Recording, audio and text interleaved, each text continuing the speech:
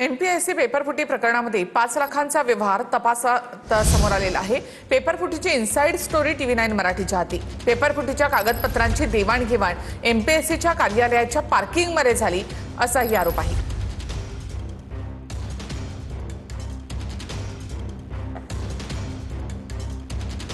तर MPSC पेपरफुटीची inside story TV9च्या हाती। MPSC पेपरफुटी प्रकरणामध्ये 5 लाखांचा व्यवहार झाला, तपासामध्ये हे समोर आले।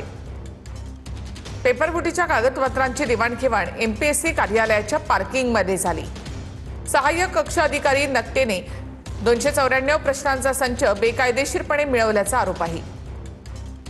नकटेने हा प्रश्नसंच अवर सचिव अभिजित लिंडवे यांना दिल्याचा दावा आहे।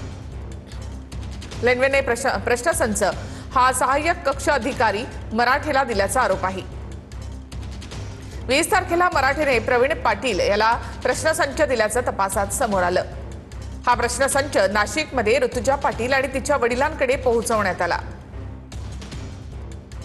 ऋतुजा पाटीलने हाच पेपर गौरव पाटील याला सुद्धा व्हॉट्सअॅपवर पाठवून दिला होता।